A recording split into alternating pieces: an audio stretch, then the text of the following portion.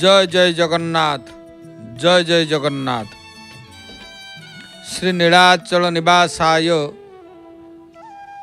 नित्याय परमात्मने बलभद्र सुभद्राभ्याम जगन्नाथाय ते नमः। श्री जगन्नाथादि चतुर्धामूर्तिंकर अभयचरणारविंदरे सायं समयरे अकिंचन पद्मनाभ अनंत कोटि प्रणाम ज्ञापन करुछि। सर्वादौ जय जगन्नाथ टीभीर दर्शक बंधु आपण मानकु श्रद्धा सम्मान प्रणाम पूर्वक पावन पवित्र पुरुषोत्तम क्षेत्र जो भव्य दृश्य आपण माने जय जगन्नाथ टीभीर सीधा प्रसारण रे देखुचंती। प्रभु श्री जगन्नाथंकर पवित्र सिंहद्वार दर्शनार्थी भक्त माने महाप्रभु को दर्शन करी प्रस्थान करुथिबार दृश्य एवं प्रवेश करुथिबार दृश्य मध्य आसुछि। महाप्रभु कालिया शांतंकर आज विशेष भाव में श्रीमंदिर रे जल क्रीड़ा एकादशी पावन पवित्र पुरुषोत्तम क्षेत्र रे महान एकादशी जल क्रीड़ा एकादशी विशेष भाव में प्रभुंकर अनुष्ठित होता है। श्री जगन्नाथ महाप्रभु को दर्शन करने पाई दूर दूरांतरू भक्त मान आसिचंती। जेहेतु भीतर चंदन महाप्रभुंकर अनुष्ठित होची, भीतर चंदन जल क्रीड़ा एकादशी विशेष भाव में गोटे पवित्र वातावरण जगन्नाथ महाप्रभुंकर पावन क्षेत्र रे एकादशी रे भक्त मान मध्य महाप्रभुंकर महादीप दर्शन करिथांती। हमर जय जगन्नाथ टीभीर दर्शक बंधु आपण माने मध्य रात्र 10टा परे कारण निर्दिष्ट समय तो कहिहब नाही भगवान श्री जगन्नाथंकर रीतिनीतिर कथा, तेणु आपातकालीन रात्र 10टा पर प्रायतः प्रभुंकर से महादीप आपण माने दर्शन करिवे। पवित्र जल क्रीड़ा एकादशी एवं जो एकादशी नाम मध्य अपरा एकादशी कह जाए, कारण जल क्रीड़ा एकादशी एथिपाई श्रीक्षेत्र रे महाप्रभुंकर जल क्रीड़ा अनुष्ठित होता है। तेबे से संपर्क तो आम आलोचना करिबा। एबे श्रीमद् भगवत गीता जो श्रीमद् भगवत गीतारू आमर कार्यक्रम आरंभ होता है। से श्रीमद् भगवत गीता विशेष भाव में आलोचना करिबा। आमे आजिर से गीतार जाकि अष्टादश अध्याय, अष्टादश अध्यायटी होचंती विशेष भाव में मुख्य संन्यास योग, कारण मुख्य संन्यास योग अष्टादश अध्यायटी होचंती श्रीमद् भगवत गीतार शेष अध्याय। एवं से श्रीमद् भगवत गीतार अष्टादश अध्यायर 2 नंबर श्लोक, कारण अर्जुन या पूर्वर पचारि सारिछंती। प्रथम श्लोक रे जे हे महाबाहु हे अंतर्यामी हे वासुदेव मु संन्यास एवं त्यागर तत्व पृथक भाव रे जानिबा को इच्छा करुछि। तेणु विशेष भाव रे अष्टादश अध्याय मुख्य संन्यास योग। अर्जुन उवाच, अर्जुन कहिचंती, अर्जुन जेतेबेले कहिले भगवान को पचारिले कहले हे अंतर्यामी आपण तो सबू जानिला वाला, आपण होचंती वसुदेवंकर पुत्र वासुदेव, तेणु मु संन्यास एवं त्यागर तत्व पृथक पृथक भाव में टिके जानिबा पाई इच्छा करुछि। एई कथा कहिबारु भगवान कहिले कौन कहले काम्यानां कर्मणां न्यासं संन्यासं कवयो विदोः सर्वकर्म फल त्यागं प्राहुस्त्यागं विचक्षणाम्। विशेष भाव में बड़ा सुंदर श्लोक ये अष्टादश अध्याय मुख्य संन्यास योग द्वितीय श्लोकटी भगवान कहते कहले काम्यानां कर्मणां न्यासं सन्यासं कवयो विदुः सर्वकर्म फल त्यागम प्राहुस्त्यागम विचक्षणाः। तो ये श्लोकटी भगवान निजे कहते अर्जुन को मुख्य संन्यास योगर द्वितीय श्लोकटी। केतेक पंडित काम्य एवं कारण कह जे केतेक पंडित काम्य कर्म मानकर त्याग को संन्यास बोली बुझंती एवं अन्य विचार कुशल पुरुष माने सकल कर्मर फल त्याग को त्याग बोली कहती। सेथिपाई एई कथाटी भगवान कहिले कौन ना काम्यानां कर्मणां न्यासं सन्यासं कवयो विदुः सर्वकर्म फल त्यागम प्राहु त्यागम विचक्षणां। पंडित माने काम्य कर्म मानकर त्याग को संन्यास बोली बुझंती कारण आमर काम्य कर्म एवं होचंती अनेक प्रकार कर्म रही से कर्म भितरे होचंती केते गुड़िए काम्य कर्म अच्छी। काम्य कर्म गुड़िक जहाँ करा जाए ताकू होचंती विशेष भाव में पंडित मान बुझंती संन्यास बोली बुझंती किंतु अन्य विचार कुशल पुरुष माने सकल कर्मर फल त्याग को त्याग बोली कहती कारण अनेक पंडित माने अनेक पुरुष माने सर्व कर्मर फल त्याग को त्याग बोली कहती अर्थात कौन सी फल को आशा न करी या पूर्व भगवान कही चरिचंती। पूर्व अध्याय मानकर प्रत्येक कथा को होचंती श्री कृष्ण अर्जुन को कहते जे काम करिबा अर्थात कर्म करिबा फल कथा बुझिबा किसी आवश्यक नाही निर्दिष्ट भाव में फल मन को फलिबो। तेणु ए अध्याय रे भगवान सेथिपाई कहिले विशेषतः जहाँकि स्त्री पुत्रादि प्रिय वस्तु प्राप्ति पाई रोग प्रतिकूल अवस्था आदि निवृत्ति पाई जो यज्ञ तपदान तपस्या आदि कर्म करा जाए ताहा होची काम्य कर्म। कारण आमर काम्य कर्म कर्तुम बोली कहा जाए अर्थात काम्य कर्म कौन ना प्रिय वस्तु प्राप्ति पाई जहाँ करा जाए ताकू काम्य कर्म कहा जाए। रोग पाई जहाँ करा जाए ताहा होचंती काम्य कर्म कहा जाए।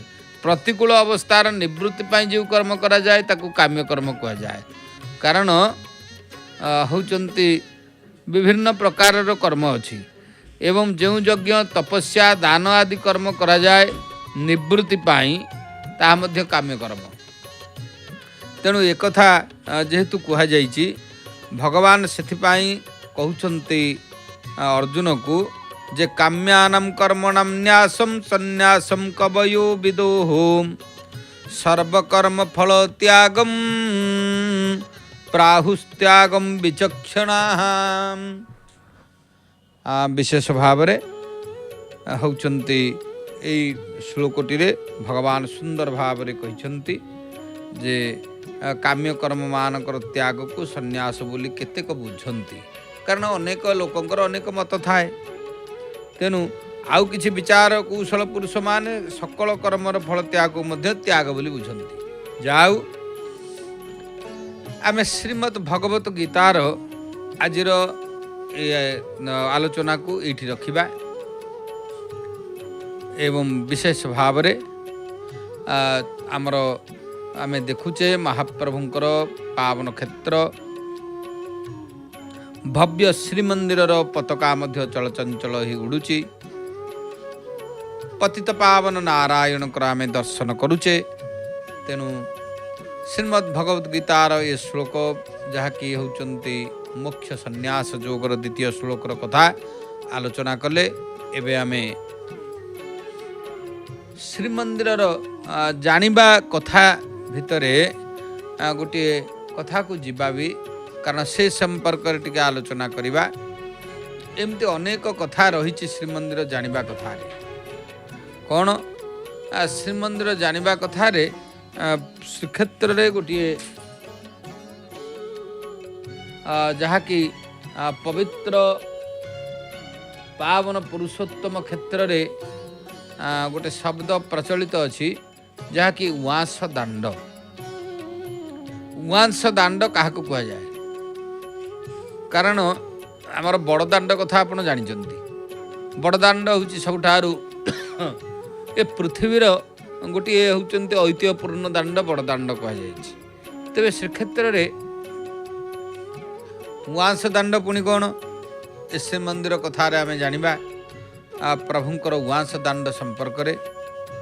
ଉଆଁସ ଦାଣ୍ଡ କହିଲେ ଭଗବାନ ଶ୍ରୀ ଜଗନ୍ନାଥ ମହାପ୍ରଭୁଙ୍କର ଯେଉଁ ମାର୍ଗ ଦେଇ ଏ ପବିତ୍ର ସିଂହଦ୍ୱାରରୁ ବିଶେଷ ଭାବରେ ଆମେ ହେଉଛନ୍ତି ସ୍ୱର୍ଗଦ୍ୱାର ଅଭିମୁଖେ ଯାଇଥାଏ। କାରଣ ସେଇ ସ୍ୱର୍ଗଦ୍ୱାରକୁ ଯିବା ପାଇଁ ଯେଉଁ ମାର୍ଗ, ସ୍ୱର୍ଗଦ୍ୱାର ଅଭିମୁଖେ ଯିବାର ମାର୍ଗରେ ଉଆଁସ ଦାଣ୍ଡ ପଡ଼ିଥାଏ।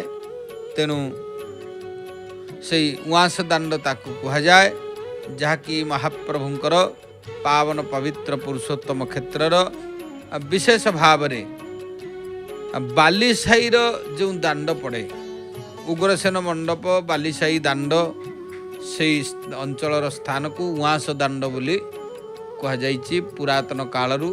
ତେଣୁ ସେଇ ଦାଣ୍ଡ ଦେଇ ବିଶେଷ ଭାବରେ ଭଗବାନ ନାରାୟଣ ମଧ୍ୟ ସାଗର ବିଜେ କରିଥାନ୍ତି ଏବଂ ଅନ୍ୟାନ୍ୟ କେତେ ଗୁଡ଼ିଏ ନୀତି ମଧ୍ୟ ରହିଛି, ଯାହାକି ସୁଦର୍ଶନ ମଧ୍ୟ ଉଆଁସ ଦାଣ୍ଡକୁ ଯାଇଥାନ୍ତି। ତାକୁ ମଧ୍ୟ ଉଆଁସ ଦାଣ୍ଡ କୁହାଯାଏ। ବାଲିସାହିରେ ପ୍ରଭୁ ଶ୍ରୀ ଜଗନ୍ନାଥଙ୍କର ଶ୍ରୀମନ୍ଦିର ଠାରୁ ସ୍ୱର୍ଗଦ୍ୱାର ଯିବାର ଯେଉଁ ରାସ୍ତାରେ ବିଶେଷ ଭାବରେ ଉଆଁସ ଦାଣ୍ଡଟି ମଝିରେ ପଡ଼େ। ତେଣୁ ସେହି ଉଆଁସ ଦାଣ୍ଡ ଦେଇ ମହାପ୍ରଭୁଙ୍କର ଅନେକ ନୀତିକାନ୍ତି ମଧ୍ୟ ରହିଛି। ଦର୍ଶକ ବନ୍ଧୁ, ବିଶେଷ ଭାବରେ ଆମେ ସେ ଉଆଁସ ଦାଣ୍ଡ ସମ୍ପର୍କରେ ତ ଆଲୋଚନା କଲେ। ଏବେ ବିଶେଷ ଭାବରେ ଯାହାକି ପ୍ରଭୁ ଶ୍ରୀ ଜଗନ୍ନାଥଙ୍କର ପାବନ କ୍ଷେତ୍ରରେ ଏବେ ଆପଣମାନେ ଦେଖୁଛନ୍ତି, ଯାହାକି ପ୍ରସିଦ୍ଧ ପ୍ରଭୁଙ୍କର 22 ପାବଚ୍ଛ 22 ପାବଚ୍ଛ ଦେଇ ଭକ୍ତମାନେ ଯିବା ଆସିବାର ଦୃଶ୍ୟ ବି ଆସୁଛି ଏବଂ ପତିତ ପାବନ ମହାପ୍ରଭୁଙ୍କୁ ଭକ୍ତମାନେ ଦର୍ଶନ କରୁଛନ୍ତି। ଗୋଟିଏ ପବିତ୍ର ସମୟ, ସିଂହଦ୍ୱାରରେ ଭିଡ଼ ଲାଗିଛି। ପ୍ରଭୁଙ୍କର ମହାନ ସିଂହଦ୍ୱାର, ପାବନ ପବିତ୍ର ପୁରୁଷୋତ୍ତମ କ୍ଷେତ୍ର, ଠାକୁରଙ୍କର ସିଂହଦ୍ୱାରରେ ଯେହେତୁ ଭିଡ଼ ଲାଗିଛି, ମହାପ୍ରଭୁଙ୍କୁ ଦର୍ଶନ କରିବା ପାଇଁ ଭକ୍ତମାନେ ଚାଲିଛନ୍ତି। ପ୍ରଭୁଙ୍କର ପାବନ ଏ କ୍ଷେତ୍ରରେ ନିଶ୍ଚିତ ଭାବରେ ଏ କ୍ଷେତ୍ର ହେଉଛନ୍ତି ସ୍ୱତନ୍ତ୍ର। କାରଣ ଜଗନ୍ନାଥ ମହାପ୍ରଭୁଙ୍କର ପବିତ୍ର ପାବନ ପୁରୁଷୋତ୍ତମ କ୍ଷେତ୍ର ଇଏ, ଯେଉଁ କ୍ଷେତ୍ରରେ ନାନା ପ୍ରକାରର ଲୀଳା ମହାପ୍ରଭୁ ଏ କ୍ଷେତ୍ରରେ କରିଥାନ୍ତି। ଆଜି ମଧ୍ୟ ପବିତ୍ର ଜଳକ୍ରୀଡ଼ା ଏକାଦଶୀ, ସେଥିପାଇଁ ଶ୍ରୀକ୍ଷେତ୍ରରେ ଗହଳି ଚହଳି ଲାଗିଛି। ମହାପ୍ରଭୁଙ୍କୁ ଦର୍ଶନ କରିବା ପାଇଁ ଦୂର ଦୂରାନ୍ତରୁ ଭକ୍ତମାନେ ଆସିଛନ୍ତି। ଭଗବାନ ଶ୍ରୀ ଜଗନ୍ନାଥ ମହାପ୍ରଭୁଙ୍କର ଯେହେତୁ ହେଉଛନ୍ତି ଜଳକ୍ରୀଡ଼ା ଏକାଦଶୀ, ଭିତର ଚନ୍ଦନ, କାରଣ ଭିତର ଚନ୍ଦନ ଜଳକ୍ରୀଡ଼ା ଏକାଦଶୀ ଜ୍ୟେଷ୍ଠ ମାସ କୃଷ୍ଣପକ୍ଷ ଏକାଦଶୀ, ଜ୍ୟେଷ୍ଠ ମାସ ଶୁକ୍ଳପକ୍ଷ ଏକାଦଶୀ, ସାବିତ୍ରୀ ଅମାବାସ୍ୟା ଏବଂ ଶୀତଳ ଷଷ୍ଠୀ, এই 4 ଦିନ ମହାପ୍ରଭୁଙ୍କର ଜଳକ୍ରୀଡ଼ା ଏକାଦଶୀ ଅନୁଷ୍ଠିତ ହୋଇଥାଏ ଭିତର ଚନ୍ଦନ ସହିତ। ତେଣୁ ଶ୍ରୀମନ୍ଦିର ଭିତର ବେଢ଼ାର ଜଳକ୍ରୀଡ଼ା ମଣ୍ଡପରେ ଏହି ନୀତିଟି ପାଳନ କରାଯାଏ। ବିଶେଷ ଭାବରେ ମହାପ୍ରଭୁଙ୍କର ଦିବା ଆଲଟ ଲାଗି ଏବଂ ଚନ୍ଦନ ଲାଗି ନୀତି ବଢ଼ିବା ପରେ ଦକ୍ଷିଣୀଗର ଭୋଗ ସରି ମଦନମୋହନ ରତ୍ନ ସିଂହାସନକୁ ବିଜେ କରନ୍ତି। ମଦନମୋହନ ଶ୍ରୀଦେବୀ ଆଜ୍ଞାମାଳ ପାଇ ବିଶେଷ ଭାବରେ ଜଳକ୍ରୀଡ଼ା ମଣ୍ଡପକୁ ବିଜେ କରିଥାନ୍ତି। ତେଣୁ ମହାପ୍ରଭୁ ପାବନ ପବିତ୍ର ପୁରୁଷୋତ୍ତମ କ୍ଷେତ୍ରରେ ବିବିଧ ପ୍ରକାରର ଯେଉଁ ଲୀଳା କରୁଛନ୍ତି, ସେଠାରେ ମହାଜନ ସେବକମାନେ ପ୍ରତିମାମାନଙ୍କୁ ଜଳକୁଣ୍ଡରେ ବିଜେ କରନ୍ତି। ମୁଦିରସ୍ତ ସେବକ ପ୍ରସାଦ ଲାଗି କରିଥାନ୍ତି। ଚନ୍ଦନ ପାଣି ପିଚକାରୀ ହୋଇବା ପରେ ଶୀତଳ ଭୋଗ, ଶ୍ରୀଅଙ୍ଗ ପୋଛା, ମଇଲମ, ମାଳ ଫୁଲ ଲାଗି ବେଶ କରାଯାଏ। ଜଳକ୍ରୀଡ଼ା ନୀତି ସରିବା ପରେ ଶ୍ରୀଦେବୀ ରତ୍ନ ସିଂହାସନରେ ବିଜେ କରି ଶ୍ରୀଅଙ୍ଗ ଲାଗି ହେବେ ଏବଂ ମଦନ ମୋହନ ଦକ୍ଷିଣ ଘରକୁ ବିଜେ କରନ୍ତି। ଏଭଳି ଭାବରେ ସାବିତ୍ରୀ ଅମାବାସ୍ୟା, ଶୀତଳ ଷଷ୍ଠୀ ଦିନ ଏହିପରି ଭାବରେ ଜଳକ୍ରୀଡ଼ା ନୀତି ଅନୁଷ୍ଠିତ ହୋଇଥାଏ। ଏବଂ ଯାହାକି କିନ୍ତୁ ଜ୍ୟେଷ୍ଠ ଶୁକ୍ଳ ଏକାଦଶୀ ଦିନ ଜଳକ୍ରୀଡ଼ା ନୀତିରେ ଶ୍ରୀଦେବୀ ମଦନ ମୋହନ ଜଳକ୍ରୀଡ଼ାକୁ ବିଜେ ନ କରି କେବଳ ଦୋଳଗୋବିନ୍ଦ ଠାକୁର ସେଦିନ ବିଜେ କରିବେ। କାରଣ ଯାହାକି ମହାପ୍ରଭୁଙ୍କର ଯେହେତୁ ଜ୍ୟେଷ୍ଠ ଶୁକ୍ଳ ଏକାଦଶୀରେ ରୁକ୍ମିଣୀ ବିବାହ ଥାଏ, ସେଥିପାଇଁ କେବଳ ଦୋଳଗୋବିନ୍ଦ ସିଏ ହେଉଛନ୍ତି ଜଳକ୍ରୀଡ଼ାକୁ ବିଜେ କରନ୍ତି। ତେଣୁ ବାସ୍ତବ ଜ୍ଞାନରେ ମହାପ୍ରଭୁଙ୍କର ଏ ଜଳକ୍ରୀଡ଼ା ଏକାଦଶୀ ଏବଂ ଜଳକ୍ରୀଡ଼ାର ହେଉଛନ୍ତି ଉତ୍ସବକୁ ଦର୍ଶନ କଲେ ନିଶ୍ଚିତ ଭାବରେ ଆମର ଅନେକ ହେଉଛନ୍ତି ଦୁଷ୍କୃତ ନାଶ ହିଁ କଲ୍ୟାଣ ମିଳିଥାଏ।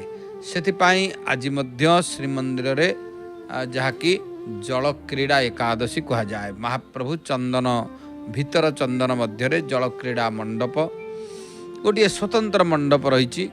ତେଣୁ ଜଳକ୍ରୀଡ଼ା ଏକାଦଶୀ କରନ୍ତି। ବିଶେଷତଃ ଆମେ ଜୟ ଜଗନ୍ନାଥ ଟିଭିର ଯାହାକି ସଂକ୍ଷିପ୍ତ ସୂଚନା ଆଗ ପ୍ରଦାନ କରିବା, ତାପରେ ଅନ୍ୟାନ୍ୟ କଥାକୁ ଯିବା। ଆଜି ଏକାଦଶୀର ମାହାତ୍ମ୍ୟ ଉପରେ ମଧ୍ୟ ଆଲୋଚନାକୁ କରିବା। ତେବେ ଯାହା ହେଉ, ଘରେ ବସି ନିଜ ଟିଭି ପର୍ଦ୍ଦାରେ ପୁରୀରୁ ପ୍ରତ୍ୟେକ ଦିନ ମହାପ୍ରଭୁଙ୍କର ଯାହାକି ପତିତ ପାବନ ନାରାୟଣଙ୍କର ଦର୍ଶନ ଆପଣମାନେ କରୁଛନ୍ତି ଏବଂ ବିଭିନ୍ନ ସ୍ଥାନ ନରେନ୍ଦ୍ର ପୁଷ୍କରିଣୀ, ଅଠରନଳା ଦର୍ଶନ, ଅଠରନଳାରୁ ନୀଳଚକ୍ର ଦର୍ଶନ, ବାଟମଙ୍ଗଳା ଏବଂ ଚାରିଦ୍ୱାର, ବିଭିନ୍ନ ମଠ ସହିତ ବାରବାଟୀ ନୃସିଂହ ସନ୍ଧ୍ୟା ଆଳତୀ, ଦକ୍ଷିଣ ଦ୍ୱାର ହନୁମାନଙ୍କ ସନ୍ଧ୍ୟା ଦର୍ଶନ ଆଳତୀ, ମହୁଦଧି ଆଳତୀ ଦର୍ଶନ, ପୁଣି ମହାପ୍ରଭୁଙ୍କର ବର୍ଷ ସାରା ଯାହାକି ଯେତେ ସବୁ ବାହାର ରୀତିନୀତି ସିଧା ପ୍ରସାରଣ ଆମର କରାଯାଉଛି ଯାନିଯାତ୍ରାର, ତା ମଧ୍ୟ ଆପଣମାନେ ଦେଖନ୍ତୁ କେବଳ ଜୟ ଜଗନ୍ନାଥ ଟିଭିରେ। ଆଜି ହେଉଛି ଜଳକ୍ରୀଡ଼ା ଏକାଦଶୀ। ଆମେ ସେ ସମ୍ପର୍କରେ ଏବେ ବି ଆଲୋଚନା କରୁଥିଲେ, ପୁଣି କରିବା। ତେଣୁ ମହାପ୍ରଭୁଙ୍କର ବିଶେଷ ଭାବରେ ଦିନ ଆଲୋଟ ଲାଗି ଚନ୍ଦନ ଲାଗି ପରେ ଜଳକ୍ରୀଡ଼ା ଉତ୍ସବ ଅନୁଷ୍ଠିତ ହୋଇଥାଏ। ଏହି ଜଳକ୍ରୀଡ଼ାକୁ ଦର୍ଶନ କଲେ ବିଶେଷ ଭାବରେ ଆମର କଲ୍ୟାଣ ସାଧିତ ହେବ ଏବଂ ଅନେକ ଭକ୍ତମାନେ ମଧ୍ୟ ମହାପ୍ରଭୁଙ୍କର ପବିତ୍ର ଏକାଦଶୀରେ ଜଳକ୍ରୀଡ଼ା ନୀତି ଦର୍ଶନ କରିଥାନ୍ତି। ସେଥିପାଇଁ ସିଂହଦ୍ୱାର ଚଳଚଞ୍ଚଳ ଅଛି। ଆପଣମାନେ ଏବେ ବି ଦେଖୁଛନ୍ତି ପ୍ରଭୁଙ୍କର ପାବନ ପବିତ୍ର ପୁରୁଷୋତ୍ତମ କ୍ଷେତ୍ରରେ ଭକ୍ତମାନଙ୍କର ଯିବା ଆସିବା ଲାଗିଛି। ଆଜି ରାତି 10ଟାରୁ ଅଁଳା ବେଢ଼ାରୁ ଦେଖିପାରିବେ ଜଳକ୍ରୀଡ଼ା ଏକାଦଶୀର ମହାଦୀପ ଦର୍ଶନ କେବଳ ଜୟ ଜଗନ୍ନାଥ ଟିଭି ପର୍ଦ୍ଦାରେ ଆପଣମାନେ ଘରେ ରହି ପ୍ରଭୁଙ୍କର ଦିବ୍ୟ ଦର୍ଶନ କରିବେ। ବିଶେଷ ସୂଚନା, ଜୟ ଜଗନ୍ନାଥ ଟିଭିର ଭକ୍ତଙ୍କ ଅନୁଭୂତି କାର୍ଯ୍ୟକ୍ରମ ସିଂହଦ୍ୱାର ସମ୍ମୁଖ ଅରୁଣସ୍ତମ୍ଭ ନିକଟରେ ସକାଳ 9ଟା, ଅପରାହ୍ନ 12:30 ଏବଂ ସନ୍ଧ୍ୟା 7ଟାରେ ପ୍ରତ୍ୟେକ ଦିନ ଅନୁଷ୍ଠିତ ହେଉଛି ଏବଂ ଆମ କ୍ୟାମେରା ଟିମ୍ ଉପସ୍ଥାପକ ଉପସ୍ଥିତ ରହୁଛନ୍ତି। ଏଣୁ ଭକ୍ତମାନେ ଆସି ଅରୁଣସ୍ତମ୍ଭ ନିକଟରେ ଆମ କ୍ୟାମେରା ଟିମ୍ ସହିତ ଯୋଗାଯୋଗ କରନ୍ତୁ। ତେବେ ମନେ ରଖନ୍ତୁ, ଜୟ ଜଗନ୍ନାଥ ଟିଭି ହେଉଛି ସିଦ୍ଧାର୍ଥ ଟିଭି ନେଟୱାର୍କର ଏକ ଚ୍ୟାନେଲ। ଆଉ ଏକ ବିଶେଷ ସୂଚନା ଦର୍ଶକ ବନ୍ଧୁମାନଙ୍କୁ ଆମେ ଦେବାକୁ ଚାହୁଁଛୁ। ସିଦ୍ଧାର୍ଥ ଭକ୍ତି ଚ୍ୟାନେଲର ନୂଆ ନାଁ ହେଉଛି ସିଦ୍ଧାର୍ଥ ଉତ୍ସବ। ନୂଆ ନୂଆ ଭକ୍ତିମୂଳକ କାର୍ଯ୍ୟକ୍ରମ ଏବଂ ନୂଆ ନୂଆ ଭକ୍ତି ଗୀତ ଦେଖନ୍ତୁ କେବଳ ସିଦ୍ଧାର୍ଥ ଉତ୍ସବ ଚ୍ୟାନେଲରେ। ତେବେ ଇଏ ହେଉଛନ୍ତି ଆଜିର ଯାହାକି ବିଶେଷ ସୂଚନା ରହିଲା ଏବଂ ଆମେ ସିଧା ପ୍ରସାରଣ ମାଧ୍ୟମରେ ବିଶେଷତଃ ମହାପ୍ରଭୁଙ୍କର ଏଇ ପବିତ୍ର ଦୃଶ୍ୟକୁ ଦେଖୁଛେ। ଗୋଟେ ଛାଉଣୀ ମଠ ଏବଂ ବଡ଼ଛତା ମଠ ତା ମଧ୍ୟ ଆମକୁ ଦୃଶ୍ୟମାନ ହେଉଛି। ସିଂହଦ୍ୱାରର ଅରୁଣସ୍ତମ୍ଭର ଚତୁଃପାର୍ଶ୍ୱରେ ଭକ୍ତମାନଙ୍କର ଯିବା ଆସିବା ଭିଡ଼ ବି ଲାଗିଛି। ମହାପ୍ରଭୁଙ୍କୁ ଦର୍ଶନ କରିବା ପାଇଁ ପ୍ରତ୍ୟେକ ଦିନ ଭଳି ଆଜି ମଧ୍ୟ ମହାପ୍ରଭୁଙ୍କର ସିଂହଦ୍ୱାରରେ ଭକ୍ତମାନଙ୍କର ଭିଡ଼ ଅଛି। ठाकुर को दर्शन करेंगे दर्शनात् मुक्तिदम साक्षात सर्वतीर्थ फलप्रद। प्रभुंकर दर्शन करने दूर दूरांतर भक्त मान आसी महाप्रभु कालिया शांते जहाँकर दर्शन मात्र के विशेष भाव होती समस्त प्रकार दुख कष्ट निवारण होता है। तेणु अपूर्व एकादशी महाप्रभुंकर जो एकादशी रे दर्शन कले कल्याण मिले। महाप्रभुंकर श्री श्री जगन्नाथ महाप्रभु जहाँकि पावन पवित्र पुरुषोत्तम क्षेत्र रे जेते सबु रीतिनीति लीला रही लीला मध्य भगवान श्री जगन्नाथ महाप्रभुंकर पवित्र पावन पुरुषोत्तम क्षेत्र ठाकुरंकर लीला ये अनन्य लीला। जो लीला दर्शनात् मुक्तिदम साक्षात सर्वतीर्थ फलप्रद। दर्शन करवा माने सकल तीर्थर फलश्रुति मिले। तेणु सकल तीर्थ तो चरणे बद्रिका जीवी की कारण सकल तीर्थ घेनिहरी नीलकंदरे विजय करी। सकल तीर्थ को नहीं महाप्रभु नीलकंदर रे विराजमान करिसंति। एथिपाई भगवान श्री जगन्नाथ महाप्रभुंकर पवित्र पावन पुरुषोत्तम क्षेत्र ठाकुरंकर लीला जहाँकर रीतिनीति लीला को महाप्रभुंकर एपर्यंत मध्य कौनसी जोगी ऋषि ठारू आरंभ करी केही मध्य वर्णना करि पारि नाहंती। तेणु प्रभुंकर पवित्र पावन पुरुषोत्तम क्षेत्र रे ए रीतिनीति होचंती स्वतंत्र। कारण भगवान श्री जगन्नाथ महाप्रभु जेते सब विधि विधान रही विधि विधान मध्य प्रभुंकर सकल देवंकर आल एणुया नाम नीलाचल। सकल देवता मानकर जेहेतु आलय स्थान ये होचंती नीलाचल धाम। सेथिपाई ये नीलाचल धाम रे प्रत्येक देवता माने कारण ये देवता माने प्रत्येक देवता माने ए स्थान रे नाना प्रकार होचंती लीला करुछंती। सेथिपाई ये लीला होची महान लीला। जगन्नाथंक लीला को कहीं जानी परिबे नाही। प्रभुंकर अपार करुणा सिंधु भगवान भक्तवत्सल से अपार करुणा सिंधु जो करुणार कृपा कटाक्ष को विशेष भाव रे आमे पाथेय करी ए समग्र होचंती विश्वर विभिन्न कोण अनुकोण भक्त माने टाणी ही पलि आसंती। जगन्नाथ महाप्रभुंकर जेते भक्त अछंती टाणी ही पलि आसंती। कारण प्रभुंकर विशेषतः जेते सब रीतिनीति लीला रही लीला गुड़िक हूँ स्वतंत्र लीला। से प्रभु श्री जगन्नाथ महाप्रभु जी की जेते सबू श्रीक्षेत्र लीला ये लीलार माधुर्य को दर्शन कले आमर निश्चित पुण्य हुए। कारण ये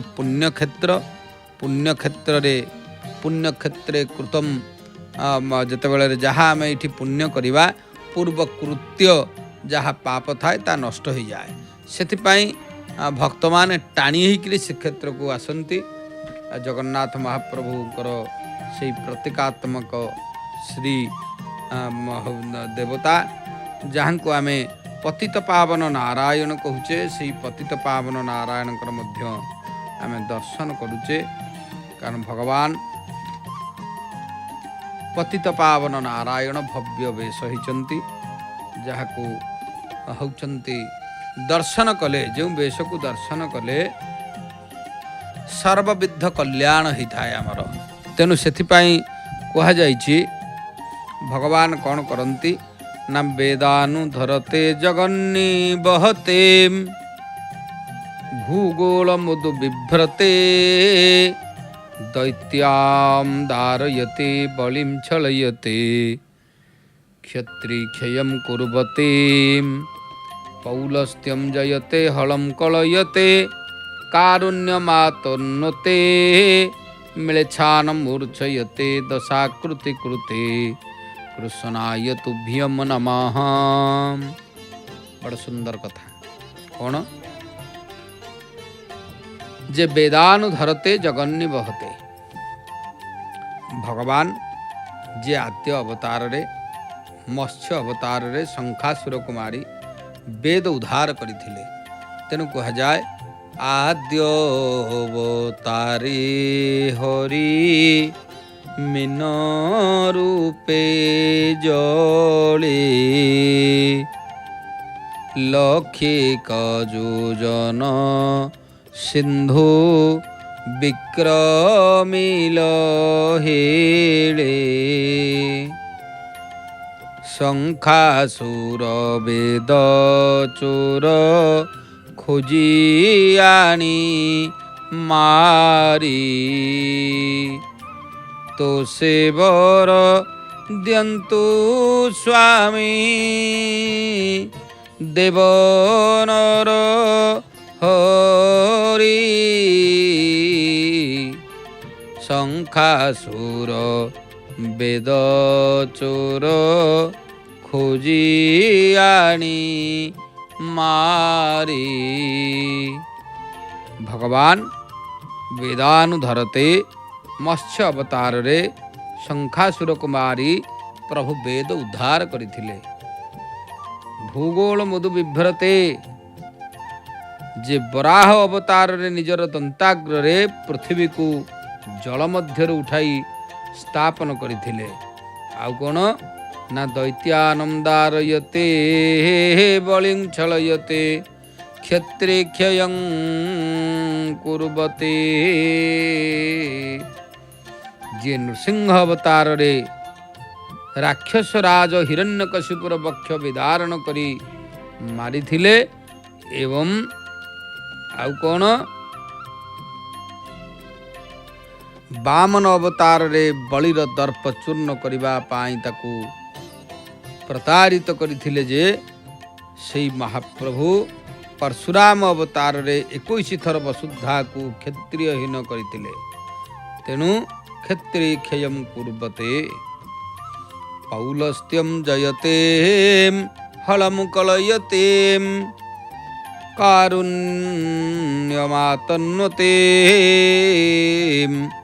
म्लेच्छानं मूर्छयते दशाकृति कृते श्रीकृष्णाय तुभ्यं नमः।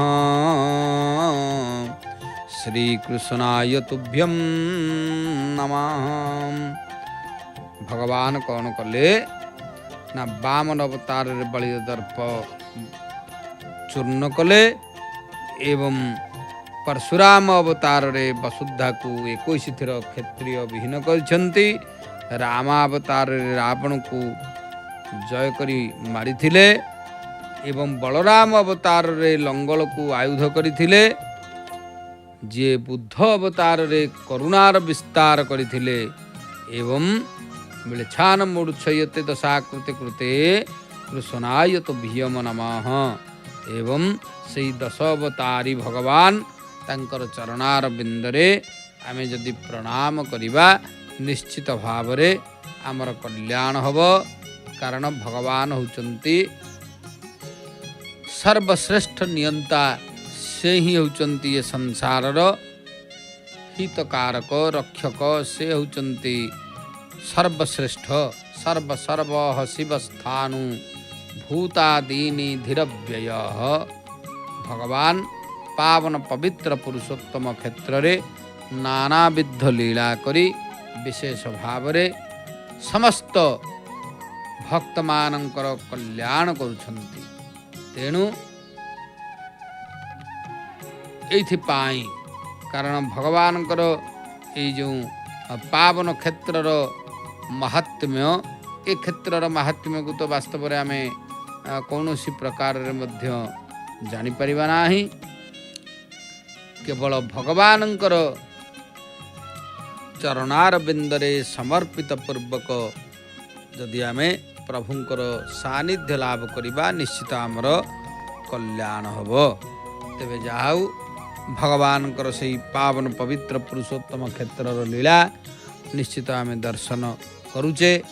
एतत् व्यतीत आज होउचंती जल क्रीड़ा एकादशी,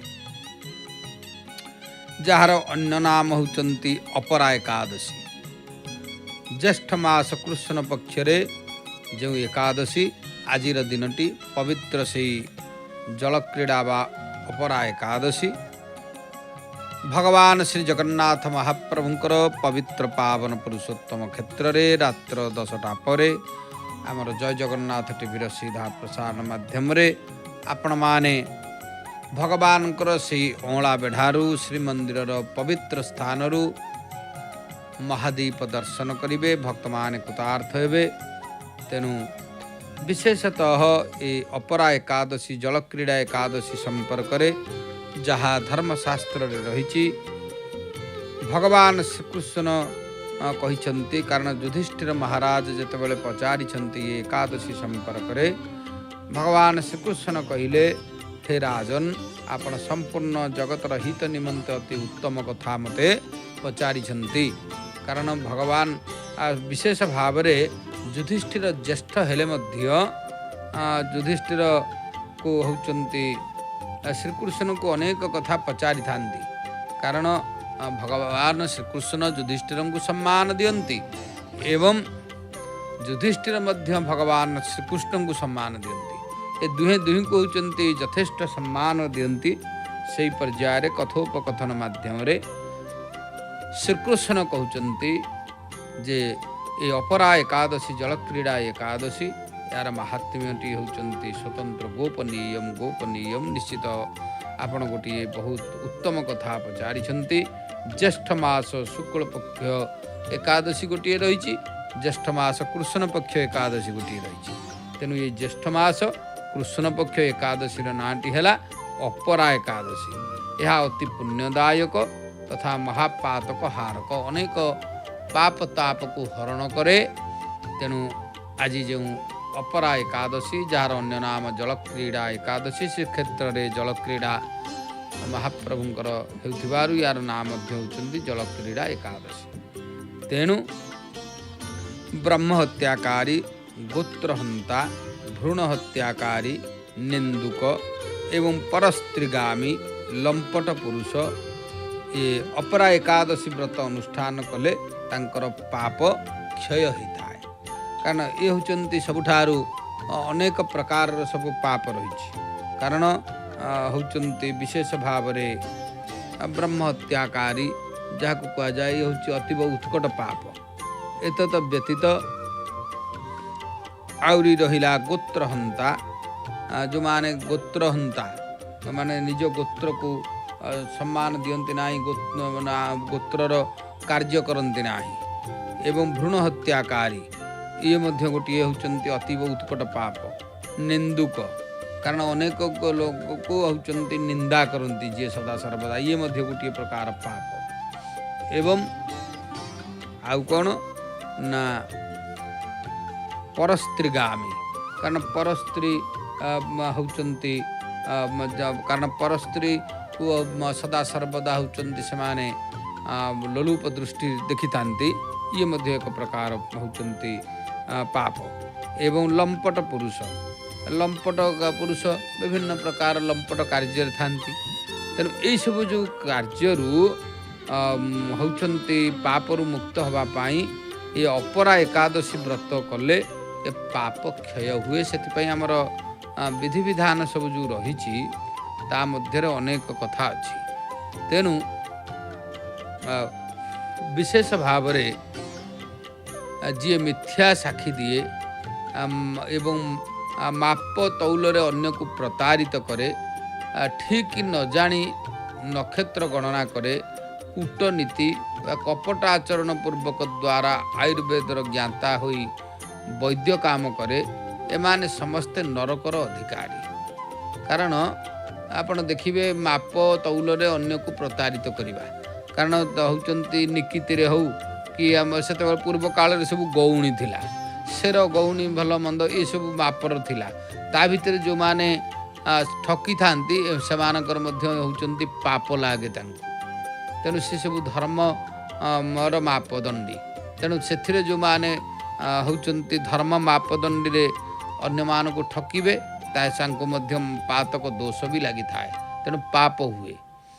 ଏତତ୍ ବ୍ୟତୀତ କୌଣସି ପ୍ରକାର ନକ୍ଷତ୍ର ଗଣନା ଜାଣିନଥିବେ, କାରଣ ରାଶି ନକ୍ଷତ୍ର ଗଣନା ନ ଜାଣି କୂଟନୀତିପୂର୍ବକ ହେଉଛନ୍ତି ଆୟୁର୍ବେଦ ଜ୍ଞାତ ବୋଲି ନିଜକୁ ଭାବିଥାନ୍ତି, ସବୁ ଜାଣିଲା ବାଲା ବୋଲିକି। କାରଣ କିଛି ନ ଜାଣିକିରି ବହୁତ ଜାଣିଛି ବୋଲି ଯେଉଁମାନେ କହିଥାନ୍ତି ସେମାନଙ୍କୁ ମଧ୍ୟ ଗୋଟିଏ ପାତକ ଲାଗେ। ତେଣୁ ଏସବୁଥିରୁ ହେଉଛନ୍ତି ଉଦ୍ଧାର ପାଇବା ପାଇଁ ଯାହାକି ଅପରା ଏକାଦଶୀ ବ୍ରତ ପାଳନ ଦ୍ୱାରା ଏମାନେ ମଧ୍ୟ ପାପ ରହିତ ହୋଇଥାନ୍ତି, ପାପ ହେଉଛନ୍ତି ଏମାନଙ୍କର କ୍ଷୟ ହୋଇଥାଏ। ଯଦି କୌଣସି କ୍ଷତ୍ରିୟ ସ୍ୱଧର୍ମ ପରିତ୍ୟାଗ କରି ଯୁଦ୍ଧରୁ ପଳାୟନ କରେ ତେବେ ସେ କ୍ଷତ୍ରିୟୋଚିତ ଧର୍ମରୁ ଭ୍ରଷ୍ଟ ହେବା କାରଣରୁ ଘୋର ନରକରେ ପଡ଼େ। କାରଣ ଯାହାର ଯେଉଁ କର୍ମ ସେ କର୍ମ ସେ କରିବା କଥା। ଯଦି ସେ କର୍ମରୁ ସେ ବିଚ୍ୟୁତ ହେଲେ ତାହେଲେ ନିଶ୍ଚିତ ଭାବରେ ମଧ୍ୟ ତାକୁ ପାତକ ଲାଗିବ। ତେଣୁ କ୍ଷତ୍ରିୟ ସେ ସଦାବେଳରେ ହେଉଛନ୍ତି ରାଜ୍ୟ ରକ୍ଷା କରିବା ହେଲା ତାର କାର୍ଯ୍ୟ। ସେ ଯଦି ହେଉଛନ୍ତି ବିଶେଷ ଭାବରେ କ୍ଷତ୍ରିୟ ଧର୍ମଭ୍ରଷ୍ଟ ହେବ, ତାର ଧର୍ମ ଯୁଦ୍ଧ କ୍ଷେତ୍ରରୁ ପଳାୟନ କରିବ, ତେବେ କ'ଣ ହେବ ନା ସିଏ ନରକରେ ପଡ଼ିବ। ଯେଉଁ ଶିଷ୍ୟ ନିଜ ଗୁରୁଙ୍କର ନିନ୍ଦା କରେ ସେ ମଧ୍ୟ ମହାପାତକ ଯୁକ୍ତ ହୋଇ ଘୋର ନରକରେ ପଡ଼େ। କାରଣ ଗୁରୁ ନିନ୍ଦା ମଧ୍ୟ ମହାପାପ। କାରଣ ଗୁରୁଙ୍କୁ କେତେବେଳେ ନିନ୍ଦା କରିବା ଠିକ୍ ନୁହଁ। କାରଣ ଆପଣମାନେ ଦେଖିବେ ଆମ ପରମ୍ପରା ମଧ୍ୟରେ ଗୁରୁ ପରମ୍ପରା ହେଉଛି ଗୋଟିଏ ସ୍ୱତନ୍ତ୍ର ଅତୀବ ଯାହାକୁ କୁହାଯାଏ ଯେ ସଚ୍ଚୋଟ ପରମ୍ପରା। ତ ଅତଏବ ଯଦି କୌଣସି ଗୁରୁଙ୍କର କୌଣସି ସ୍ଥାନରେ ଦେଖିଲେ କିଛି ତାଙ୍କର ଭୁଲ ଅଛି ତେବେ ଆପଣ ନୀରବରେ ରହିଯିବେ। ସେ ହେଉଛନ୍ତି ତାଙ୍କର ଭୁଲକୁ ଆପଣ କେବେ ହେଲେ ହେଉଛନ୍ତି ତାଙ୍କୁ ଦୁଃଖ ଦେଇ କହିବେ ନାହିଁ କି ତାଙ୍କର ନିନ୍ଦା କରିବେ ନାହିଁ। କାରଣ ତାଙ୍କର ନିନ୍ଦା ଗୁରୁ ଯଦି କୌଣସି ଅସୁବିଧା କରିଛନ୍ତି ତାହେଲେ ସେ ତାଙ୍କର ଦଣ୍ଡିତ ହେବେ, ଯେଉଁଠି ହେବା କଥା ହେବେ, ଭଗବାନ ତାଙ୍କୁ ଦଣ୍ଡ ଦେବେ। ଅନ୍ୟ ବ୍ୟବସ୍ଥା ରହିଛି ଧର୍ମରେ, ସେ ତେଣୁ ତାଙ୍କର ଧର୍ମ ଅନୁସାରେ ସେ ଦଣ୍ଡିତ ହେବେ। କିନ୍ତୁ ଶିଷ୍ୟ ହିସାବରେ କୌଣସି ଗୁରୁଙ୍କର ନିନ୍ଦା କରିବା ଇଏ ହେଉଛନ୍ତି ନିଶ୍ଚିତ ଭାବରେ ପାତକ ଲାଗେ, ଅର୍ଥାତ୍ ନର୍କ ଭୋଗ କରିବାକୁ ପଡ଼େ। ଗୁରୁ ନିନ୍ଦା ହେଉଛନ୍ତି ଘୋର ନର୍କରେ ପଡ଼ିବାର ଆଭାସ ଦିଏ। ତେଣୁ ଏହିସବୁ କାରଣରୁ ବିଭିନ୍ନ ପ୍ରକାରର ଏଇ ନର୍କର ଯନ୍ତ୍ରଣାରୁ ଉଦ୍ଧାର ହେବା ପାଇଁ ପାପକର୍ମକୁ ହେଉଛନ୍ତି ଦୂରୀକରଣ ପାଇଁ ୟାର ଅପରା ଏକାଦଶୀ ବ୍ରତ ପାଳନ କରିବା ଦ୍ୱାରା ଅନେକ ପାପ କ୍ଷୟ ହୁଏ ଏବଂ ସଦ୍ଗତି ମିଳିଥାଏ। ସେଥିପାଇଁ ବିଶେଷ ଭାବରେ ଭକ୍ତମାନେ ସବୁ ଆମର 12 ମାସରେ 24ଟି ଏକାଦଶୀ ରହିଛି, 24 ଏକାଦଶୀ କରିଥାନ୍ତି ବା କେହି କେହି ବଡ଼ ଏକାଦଶୀ କରନ୍ତି। ତେଣୁ ପ୍ରତ୍ୟେକ ଏକାଦଶୀର ମାହାତ୍ମ୍ୟ ଅଛି। ଏ ଅପରା ଏକାଦଶୀ ବା ଜଳକ୍ରୀଡ଼ା ଏକାଦଶୀର ନିୟମ ହେଉଛି ଏହିସବୁ କାରଣରୁ ଏ ଏକାଦଶୀ କଲେ ପାପ କ୍ଷୟ ହେବ। ଏବଂ ଆଉ ଗୋଟିଏ କଥା ହେଲା, ମାଘ ମାସରେ ଯେତେବେଳେ ସୂର୍ଯ୍ୟ ମକର ରାଶିରେ ଥାନ୍ତି ଏହି ସମୟରେ ପ୍ରୟାଗ ସ୍ନାନ କଲେ ମନୁଷ୍ୟକୁ ଯେଉଁ ପୁଣ୍ୟ ଲାଭ ହୁଏ, କାଶୀରେ ଶିବରାତ୍ରି ବ୍ରତ କଲେ ଯେଉଁ ପୁଣ୍ୟ ଲାଭ ହୁଏ, କାରଣ ମାଘ ମାସରେ ଯେତେବେଳେ ସୂର୍ଯ୍ୟ ମକର ରାଶିରେ ଅବସ୍ଥାନ କରନ୍ତି ପ୍ରୟାଗରେ ସ୍ନାନ କଲେ ନିଶ୍ଚିତ ପୁଣ୍ୟ ହେବ। ଏବଂ କାଶୀରେ ଶିବରାତ୍ରି ବ୍ରତ ପାଳନ କଲେ ମଧ୍ୟ ବହୁ ପୁଣ୍ୟ ହୋଇଥାଏ। ଏକଥା ରହିଛି ଧର୍ମଶାସ୍ତ୍ରରେ। ଗୟାରେ ପିଣ୍ଡଦାନ କରି ପିତୃପୁରୁଷଙ୍କୁ ତୃପ୍ତି ପ୍ରଦାନ କରାଉଥିବା ପୁରୁଷ ଯେଉଁ ପୁଣ୍ୟ ଅର୍ଜନ କରେ, ଏତତ୍ ବ୍ୟତୀତ ବୃହସ୍ପତି ସିଂହ ରାଶିରେ ଥିବାବେଳେ ଗୋଦାବରୀ ସ୍ନାନ କରୁଥିବା ମାନବ ଯେଉଁ ପୁଣ୍ୟ ଫଳ ଲାଭ କରେ, କାରଣ ଗୋଦାବରୀ ସ୍ନାନ ବୃହସ୍ପତି ସିଂହ ରାଶିରେ ପଡ଼ିଲେ ଗୋଦାବରୀ ସ୍ନାନ ପଡ଼େ, ତେଣୁ ଯେଉଁ ପୁଣ୍ୟ ମିଳେ। ବଦରିକାଶ୍ରମକୁ ଯାତ୍ରା କରିବା ସମୟରେ ଭଗବାନ କେଦାରନାଥଙ୍କର ଦର୍ଶନ ତଥା ବଦରୀ ତୀର୍ଥ ସେବନ ଦ୍ୱାରା ଯେଉଁ ହେଉଛନ୍ତି ପୁଣ୍ୟ ପ୍ରାପ୍ତି ହୁଏ, ତଥା ସୂର୍ଯ୍ୟ ପରାଗ ସମୟରେ କୁରୁକ୍ଷେତ୍ରରେ ଦକ୍ଷିଣା ସହିତ ଯଜ୍ଞ ସମ୍ପନ୍ନ କରି ହାତୀ ଘୋଡ଼ା ସୁବର୍ଣ୍ଣ ଦାନ କଲେ ଯେଉଁ ଫଳ ପ୍ରାପ୍ତି ହୁଏ ତାହା ମଧ୍ୟ ଅପରା ଏକାଦଶୀ ବ୍ରତ ଅନୁଷ୍ଠାନ ଦ୍ୱାରା ମନୁଷ୍ୟକୁ ପ୍ରାପ୍ତ ହୋଇଥାଏ। ଏଇଥିରୁ ଆମେ ଗୋଟିଏ ବଡ଼ ସୂଚନା ପାଇଲେ ଯେ ମହାପ୍ରଭୁଙ୍କର ଏ ଯେଉଁ ପୁରୁଷୋତ୍ତମ କ୍ଷେତ୍ର ଯାହାକି ନୀଳାଚଳ ଧାମ, ଆଜି ହେଲା ଗୋଟିଏ ପବିତ୍ର ଦିନ ତାକୁ ଜଳକ୍ରୀଡ଼ା ଏକାଦଶୀ ମଧ୍ୟ କୁହାଯାଏ। ଯେହେତୁ ଆଜି ଜଳକ୍ରୀଡ଼ା ମଧ୍ୟ ଜଗନ୍ନାଥଙ୍କର, ତେଣୁ ଅନେକ ପ୍ରକାରର କେତେ ପୁଣ୍ୟ। ଆମେ କୁଆଡ଼େ ଯିବା? ତ ବଦରିକା ଆଶ୍ରମକୁ କେତେବେଳେ ଯିବା, ପ୍ରୟାଗ ତୀର୍ଥକୁ ବା କେତେବେଳେ ଯିବା, ଗୟା ଗଦାଧରଙ୍କର ପାଖରେ କେତେବେଳେ ଯାଇ ପୁଣ୍ୟ ଅର୍ଜନ କରିବା, ଏବଂ ଗୋଦାବରୀରେ ସ୍ନାନ ଯାଇ କେତେବେଳେ କରିବା। ଏ କୁରୁକ୍ଷେତ୍ରରେ ହେଉଛନ୍ତି ଯାଇ ଯଜ୍ଞ ଦାନ, ତପ, ଜପ, ଘୋଡ଼ା, ହାତୀ ଏସବୁ ସୁବର୍ଣ୍ଣ ଦାନ ଇତ୍ୟାଦି ବା ଆମର ସାମର୍ଥ୍ୟ କାହିଁ କରିବାକୁ। ତେଣୁ ବଡ଼ ସୁନ୍ଦର କଥା। ତେଣୁ ଏକାଦଶୀର ଏ ପବିତ୍ର ମାହାତ୍ମ୍ୟରେ କୁହାଯାଇଛି ଏଇସବୁ କରିବା ଦ୍ୱାରା ଯାହା ପୁଣ୍ୟ ଲାଭ ହୁଏ, ଆମର ବିଶେଷ ଭାବରେ ଜଳକ୍ରୀଡ଼ା ଏକାଦଶୀ, ଯାହାକୁ ଅପରା ଏକାଦଶୀ ବୋଲି ଆମେ କହୁଛେ, ଏ ଏକାଦଶୀ ବ୍ରତ କଲେ ଆମର ସେହି ପ୍ରକାରର ପୁଣ୍ୟ ନିଶ୍ଚିତ ମିଳେ। ତେଣୁ ଉପବାସ କରି ଭଗବାନ ବାମନଙ୍କ ପୂଜା କଲେ ମନୁଷ୍ୟ ସବୁ ପାପରୁ ମୁକ୍ତ ହୋଇ ବିଷ୍ଣୁ ଲୋକରେ ପ୍ରତିଷ୍ଠିତ ହୁଏ। ଏହାର ପଠନ ଶ୍ରବଣ ଦ୍ୱାରା ସହସ୍ର ଗୋଦାନ କରିବାର ଫଳ ପ୍ରାପ୍ତ ମଧ୍ୟ ହୋଇଥାଏ। ତେଣୁ ଉପବାସ କରିବା କ'ଣ ମୋର ଗୋଟେ ବ୍ୟକ୍ତିଗତ ମତ ସଦାବେଳରେ ଥାଏ।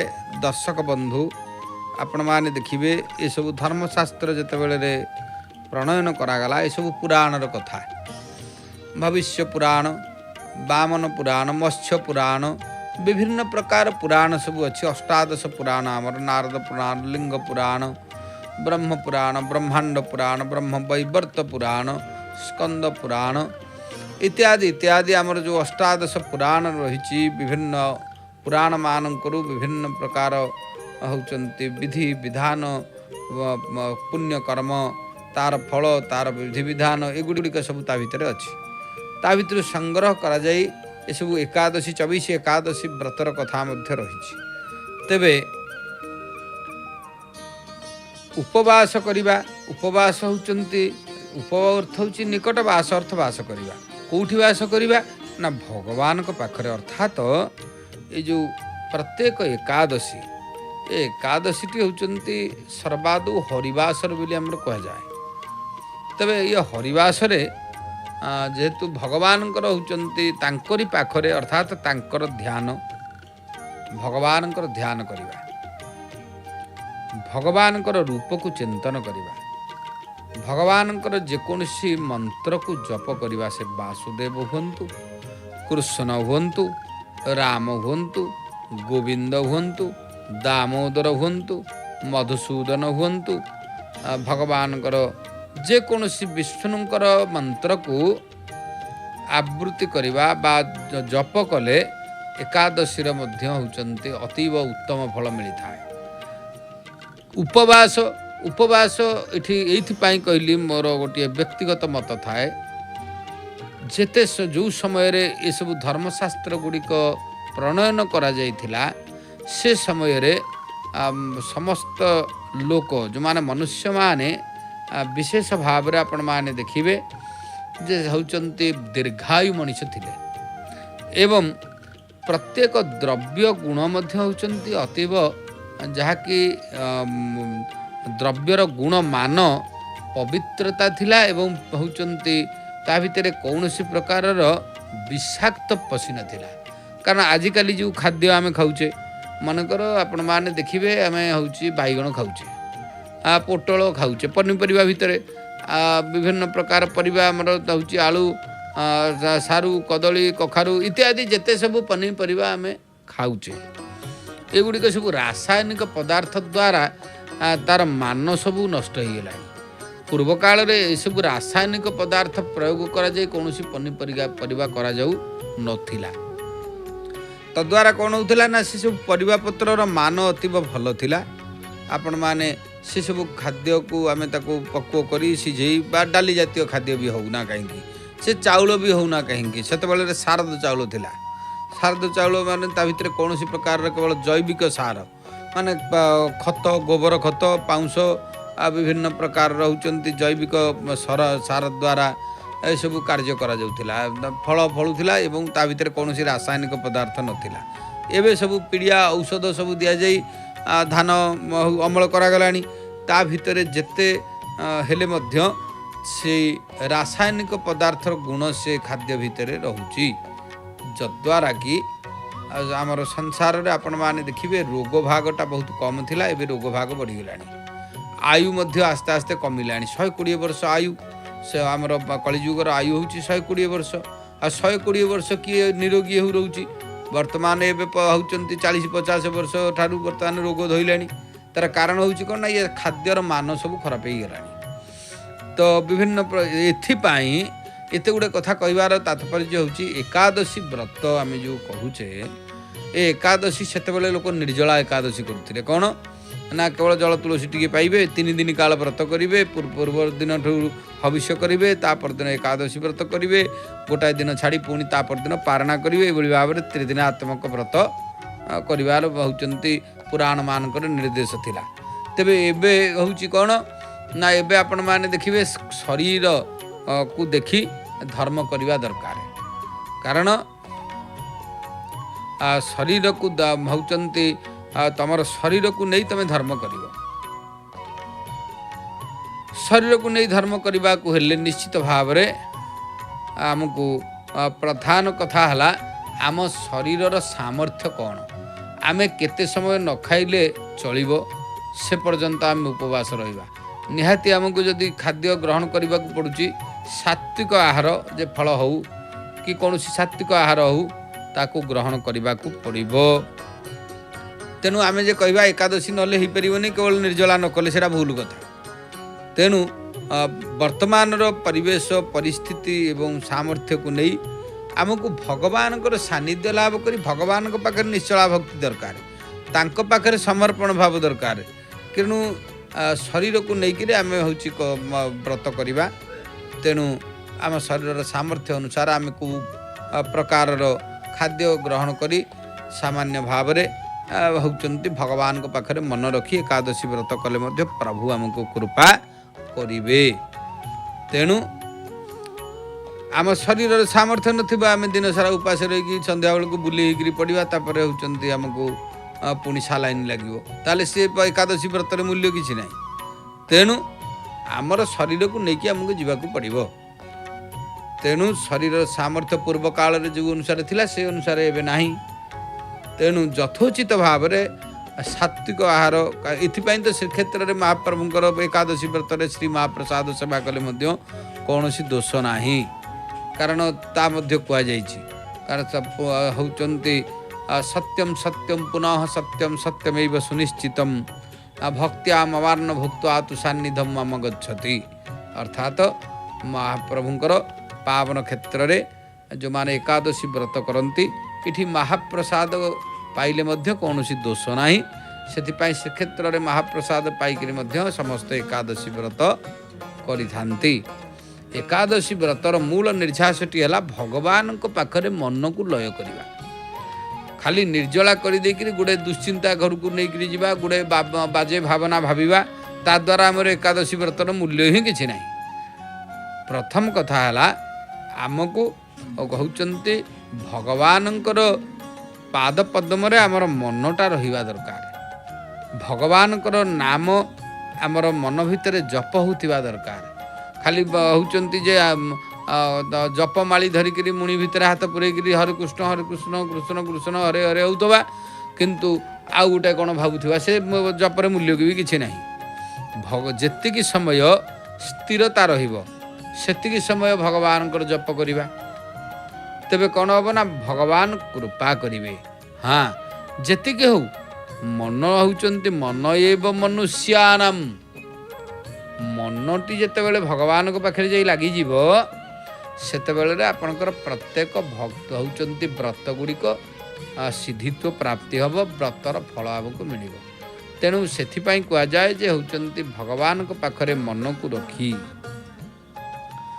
वासुदेवंकर चरणार बिंदरे मन को रखी जो व्रत करा जाए से व्रत कले कौन हम ना निश्चित आमर से व्रतर फल प्राप्ति हम एवं ता द्वारा आमर कल्याण हम परिवार कल्याण हम ए व्रत गुड़िक आम निष्ठा काष्ठा रहा अर्थात खाली जे होचंती निर्जल करिकरी किछि न खाई न पीकरी देह मुंड खराब करिकरी उपवास रही व्रत कले भगवान संतोष हेबे ता नुह निजर सामर्थ्य अनुसार ଆପଣ ଯେକୌଣସି ସାତ୍विକ ଆହାରକୁ ଗ୍ରହଣ କରି ଭଗବାନଙ୍କ ପାଦ ପଦ୍ମରେ ମନ ରଖି ଜପ ଧ୍ୟାନ ଯଜ୍ଞ ହୋମ ଇତ୍ୟାଦି ଇଏ ଯେଉଁମାନେ ହେଉଛନ୍ତି ଏକାଦଶୀରେ କରିଥାନ୍ତି ତାଙ୍କର ନିଶ୍ଚିତ ଭାବରେ ଭଗବାନ କଲ୍ୟାଣ କରନ୍ତି। ତେଣୁ ଭଗବାନ କଲ୍ୟାଣ ନିଶ୍ଚିତ କରିବେ, କାରଣ ମହାପ୍ରଭୁ କାଳିଆ ଶାନ୍ତେ ପାବନ ପବିତ୍ର ପୁରୁଷୋତ୍ତମ କ୍ଷେତ୍ରରୁ ଆମେ ପ୍ରସିଦ୍ଧ ସେହି ପ୍ରଭୁଙ୍କର ପାବନ କ୍ଷେତ୍ରରୁ ଯେହେତୁ ଆମେ ଦେଖୁଛେ ପ୍ରଭୁଙ୍କର ଶ୍ରୀମନ୍ଦିର ଶ୍ରୀକ୍ଷେତ୍ର ଏବଂ ଶ୍ରୀକ୍ଷେତ୍ର ଶ୍ରୀମନ୍ଦିରର ସମ୍ମୁଖ ବଡ଼ଦାଣ୍ଡ, ଯେଉଁ ଦାଣ୍ଡରେ ଭଗବାନ ସ୍ୱୟଂ ନିଜେ ଯିବା ଆସିବା କରନ୍ତି। ଏଥିପାଇଁ ଏ କ୍ଷେତ୍ର ହେଉଛି ମହାନ କ୍ଷେତ୍ର। ଭୂସ୍ୱର୍ଗମ୍ ଇତି ବିଖ୍ୟାତମ୍ ଦେବାନାମ୍ ଅପି ଦୁର୍ଲଭମ୍। ପୃଥିବୀର ସ୍ୱର୍ଗ ବୋଲିକି ବ୍ରହ୍ମାଣ୍ଡ ପୁରାଣରେ ଭଗବାନ ବେଦବ୍ୟାସ କହିଛନ୍ତି। ତେଣୁ ଆମେ ସେହି ପ୍ରକାର ଭାବନା ମଧ୍ୟରେ ଯଦି ବ୍ରତ ଯେକୌଣସି ବ୍ରତ ଖାଲି ଯେ ଆଜି ନିର୍ଜଳା ଏକାଦଶୀ କରିଦେଲେ ସବୁ ପୁଣ୍ୟ ହୋଇଯିବ ତା ନୁହଁ, କାରଣ ସବୁ ପ୍ରକାର ଅନେକ ବ୍ରତ ଅଛି। ଯେମିତି ଜଗନ୍ନାଥ ମହାପ୍ରଭୁଙ୍କର 12 ମାସରେ 13 ଜାତ, ସେମିତି ଅନେକ ପ୍ରକାରର ବ୍ରତ ମଧ୍ୟ ରହିଛି। ସବୁ ବ୍ରତ ବିଶେଷ ଭାବରେ ଆମେ ଜାଣିବା ଏବଂ ପ୍ରଭୁ ଶ୍ରୀ ଜଗନ୍ନାଥଙ୍କର ବ୍ରତ ହେଉଛନ୍ତି ଏ ସ୍ଥାନରେ ରହି ଏ ପୁଣ୍ୟ ସ୍ଥାନ। ଏଥିପାଇଁ ଏ ପୁଣ୍ୟ ସ୍ଥାନ କୃତମ୍ ହେଉଛନ୍ତି ଯେତେ ସବୁ ଦୁଷ୍କୃତ ଥାଏ ପାପ ଥାଏ, ଏ ପୁଣ୍ୟ ସ୍ଥାନରେ ଭଗବାନଙ୍କର ରହି ଆମେ ଯଦି ହେଉଛନ୍ତି ପୁଣ୍ୟ କର୍ମ କରିବା, ତଦ୍ୱାରା କ'ଣ ହେବ ନା ଆମର ଜନ୍ମ ଜନ୍ମାନ୍ତରର ଅନେକ ପାପ ନାଶ ହେବ। ସେଥିପାଇଁ କାରଣ ବିଶେଷତଃ ଗୃହରେ ରହିକରି ମଧ୍ୟ ପ୍ରତ୍ୟେକ ଉପାସ ବ୍ରତ କରିହେବ। ତେବେ ସବୁଠାରୁ ପ୍ରଶସ୍ତ ସ୍ଥାନଟି ହେଉଛି କ'ଣ ନା ଭଗବାନଙ୍କର ନିତ୍ୟ ନିବାସ ସ୍ଥାନ। ଯେହେତୁ ନୀଳାଚଳ ଧାମ ଯେତେ ଆମର ସ୍ଥାନ ରହିଛି ଧର୍ମସ୍ଥାନ ମଧ୍ୟରେ ପ୍ରଭୁ ଶ୍ରୀ ଜଗନ୍ନାଥ ଜଗତର ନିତ୍ୟ ନିବାସ ସ୍ଥାନ ହେଉଛନ୍ତି ପୁରୁଷୋତ୍ତମ କ୍ଷେତ୍ର। ଏ କ୍ଷେତ୍ରରେ ଭଗବାନଙ୍କର ସାନ୍ନିଧ୍ୟ ଲାଭ କରି ଆମେ ଯଦି ବ୍ରତ କରିବା ତାହେଲେ ମଧ୍ୟ ହେଉଛନ୍ତି ଅନେକ ଗୁଣରେ ଉତ୍ତମ ଫଳ ମିଳିବ, ଏଥିରେ ସନ୍ଦେହ ନାହିଁ। ସେଥିପାଇଁ ଆଜି ହେଉଛି ଜଳକ୍ରୀଡ଼ା ଏକାଦଶୀ। ମହାପ୍ରଭୁଙ୍କର ସେଇ ଶ୍ରୀଦେବୀଙ୍କ ସହିତ ମଦନ ମୋହନ ଯିଏକି ସେ ଜଳକ୍ରୀଡ଼ା ମଣ୍ଡପରେ ମଧ୍ୟ ଜଳକ୍ରୀଡ଼ା ଉତ୍ସବ ପାଳନ କରିଥାନ୍ତି। ବିଶେଷ ଭାବରେ ଶ୍ରୀମନ୍ଦିର ବିଧିବିଧାନ ମଧ୍ୟରେ ଏ ଅପୂର୍ବ ଲୀଳାକୁ ଦର୍ଶନ କଲେ ମଧ୍ୟ କଲ୍ୟାଣ ହୁଏ। ମହାପ୍ରଭୁଙ୍କର ପାବନ ପବିତ୍ର ପୁରୁଷୋତ୍ତମ କ୍ଷେତ୍ର ଠାକୁରଙ୍କର ଲୀଳା ନିଶ୍ଚିତ ଭାବରେ ଏ କଲ୍ୟାଣଦାୟକ। ତେଣୁ ଯାହାକି ଯେଉଁ ସ୍ଥାନ ସତ୍ୟ ତ୍ରେତୟା ଦ୍ୱାପର କଳି ପ୍ରତ୍ୟେକ ହେଉଛନ୍ତି ଯୁଗରେ ଯୁଗକୁ ଯୁଗ ଏହି ମତେ ପରମାନନ୍ଦ ଏ ଜଗତେ। ଯୁଗ ଯୁଗ ଧରି ଭଗବାନ ଶ୍ରୀମନ୍ନାରାୟଣ ଜଗନ୍ନାଥ ମହାପ୍ରଭୁ ନାନାବିଧ ଲୀଳା କରୁଛନ୍ତି। ତେଣୁ ତାଙ୍କର ଲୀଳାକୁ ଆମେ ଦେଖି ଏ ସ୍ଥାନରେ ଯେଉଁମାନେ ପୁଣ୍ୟ କାର୍ଯ୍ୟ କରନ୍ତି କ'ଣ ହୁଏ ନା ପୁଣ୍ୟ କ୍ଷେତ୍ରରେ ପୁଣ୍ୟ କାର୍ଯ୍ୟ କଲେ ତତ୍କ୍ଷଣାତ୍ ଅନେକ ଜନ୍ମର ପାପ ନାଶ ହୁଏ। ତେଣୁ କେତେ ଗୁଡ଼ିଏ ହେଉଛନ୍ତି କାମ୍ୟ କର୍ମ ରହିଛି। ଏ କାମ୍ୟ କର୍ମ ଗୁଡ଼ିକ ବିଶେଷ ଭାବରେ ହେଉଛନ୍ତି ଯାହାକି ଯଦିଚ କାମ୍ୟକର୍ମ ଦ୍ୱାରା ମଧ୍ୟ ଆମର କଲ୍ୟାଣ ସାଧିତ ହୁଏ, ତଥାପି ନିଷ୍କାମ କର୍ମ ଗୁଡ଼ାକ ହେଉଛନ୍ତି ତାଠାରୁ ଆହୁରି ମଙ୍ଗଳଦାୟକ। କୌଣସି ପ୍ରକାର କାମନା ନ ରଖି, କାରଣ ଆମେ ପାପ ଆମର କରିଛେ, ପାତକ କ୍ଷୟ ହେବ, ଆମେ ଗୋଟେ ବ୍ରତ କରିବା, ୟାର ଅର୍ଥ ଆମେ ଗୋଟିଏ ଆମର ଗୋଟେ କାମନା ରହିଲା। ନିଷ୍କାମ କର୍ମ ଯଦି କରାଯିବ ତେବେ କ'ଣ ହେବ ନା କୌଣସି ପ୍ରକାର ଫଳର ଆଶା ନ କରି ନିଶ୍ଚିତ ଭାବରେ ଭଗବାନଙ୍କ ଶରଣାପନ୍ନ ହେଲେ ଏହା କ'ଣ ହେବ ନା ଆମକୁ ବୈକୁଣ୍ଠ ଗତି ମାର୍ଗ ପାଇଁ ଆହୁରି ସହଜ ହୋଇଯିବ। ତେଣୁ କୁହାଯାଏ ଫଳର ଆଶା ଯହିଁ ନାହିଁ ଆଉ ବିଘ୍ନ ପଶିବ ଅବା କାହିଁ। ଯେଉଁ ସ୍ଥାନରେ फलर आशा नाही कौन फल पाइबाकू आशा करा जाई नथिबो किंतु पुण्य करा जाउथिबो तेबे कौन हबो ना सेठी आ विघ्न पसेनी जदि कौन विघ्न आगू आगंतुक थिबो तेबे से विघ्न कटि जाए सेथिपाई कहा जाइछि जे फलर आशा जहि नाही विघ्न पशिबो अबा काहे ये तो आजिर ये जो कथा आम आलोचना कले विशेष भाव में भगवान श्री श्री जगन्नाथ महाप्रभुंकर पावन क्षेत्र में जहाँ होती जलक्रीड़ा एकादशी महात्म्य तत् सहित आमर आजिर एकादशी की मध्य धर्मशास्त्र अनुसार अपरा एकादशी मध्य कह जाए तेणु श्रीक्षेत्र विधि विधान को लक्ष्य कले जदि च जलक्रीड़ा एकादशी तेबे अपरा एकादशी तेणु ये एकादशी महात्म्य एकादशी कले कौन हुए एकादशी होचंती की प्रकार रे करबा कथा यथोचित भाव रे आमे से संपर्क रे आलोचना कले तेबे जाऊ हमर वाणी को मध्य आमे विश्राम दबा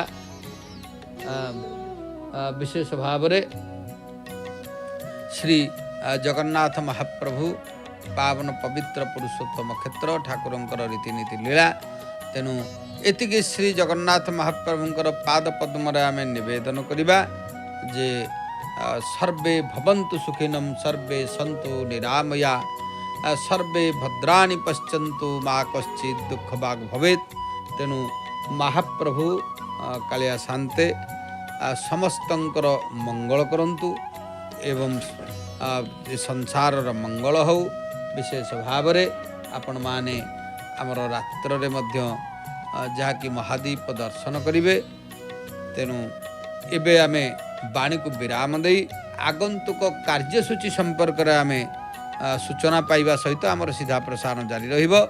जय जगन्नाथ जय जगन्नाथ जय जगन्नाथ। खरा वर्षा और झड़ को खातिर न करी चुनरा सेवक चढ़ी